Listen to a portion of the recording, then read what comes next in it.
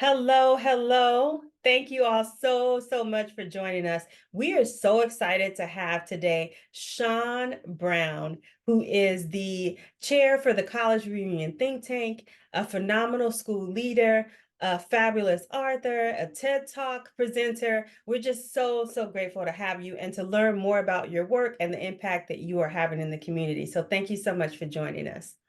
Thank you so much for having me, Carla. You're welcome. Well, let's hop right into some questions. So, give us a little bit of information about your background. So, tell us where you're from originally, and tell us a bit about how you came to be in education and to be an educational leader. Okay, well, I grew up in Pasadena area and I graduated from John Muir High School way back many moons ago. And attended Cal State Northridge where I received my undergraduate studies, oddly enough, in economics. So I Hmm. didn't anticipate going into education. And I guess my calling on my life pulled me in that direction.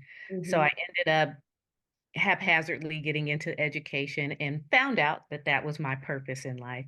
And Hmm. so I ended up getting a teaching credential, master's in educational leadership, and then that's all she wrote. And then I ended up teaching for several years. I Hmm. was the literacy coach. I worked for the Governor's Reading Institute, and then I founded a charter school, Pasadena Rosebud Academy. That's amazing. That's amazing. So, I want to know a little bit more about your teaching journey. So, you majored in economics. So, what did you teach? So I taught English and social studies, and I Oh, taught very ESL. cool. Yeah, I ended up teaching ESL because I had spent a year in Spain, so they needed someone who has a Spanish background. So Mhm. that's what I initially started as, and then I ended up with English and social studies. So, yeah. Awesome. Awesome. That's amazing. So, in reference to educational leadership and administration in particular, what advice would you have for those rising administrators out there about the path to educational administration and what makes a strong leader? Well, I think first and foremost, you need to be in the classroom, a minimum of 5 years as a good, if not a great teacher, but also taking on leadership roles like it as um, lead teacher, maybe a department chair, but Mhm. also work in other roles in education so that you can get a broad range of experiences. Mhm. But more importantly, I think it's really important for individuals who want to go into administration that they develop leadership, effective leadership qualities, and be intentional about developing those qualities. Mhm. Mhm. Mhm. What do you think, just in speaking a bit about those leadership qualities, what do you think helped hone your leadership qualities along your journey? Well, I think I strongly believe just kinda like my work ethic Mhm. and, um, and then I just think my personality kinda lended itself to that, but then as I, started to evolve into a leader in certain positions in education, then I had to look at, some of the areas where I needed to grow, Mm. and so I just became intentional about, these leadership roles that I'm in, what is it that I need to be effective? And so it was really about that intention. And so I had to start developing those areas where I needed to grow. Mhm, mhm. Yeah, that thank you. That's powerful advice for folks. Definitely know what your strengths are, but also knowing where you need to grow and then seeking out those professional and personal development opportunities. So, speaking of, I really want to get into the book, which I love, and I'm so sorry I don't have a copy right in front of me because I should put it up on the screen. But tell us about your book, about the inspiration behind it, just all the things. Well, I think the inspiration was really purely a divine inspiration. Once I got into education and knew that this was the calling on my life, it Mhm. just kind of took over me, the work that I wanted to do. And it was purely, a divine inspiration. And the book was designed and birthed from a desire to contribute to creating more great schools in America. And Mm. so my book outlines procedures and practices that schools need to implement in order to create great schools. Mhm, mhm, mhm, and tell us the title, because I didn't give the title to the folks. The purpose-driven school. I just Mhm. here, and it's Yes. backward, so yeah, Yes. No, that yeah.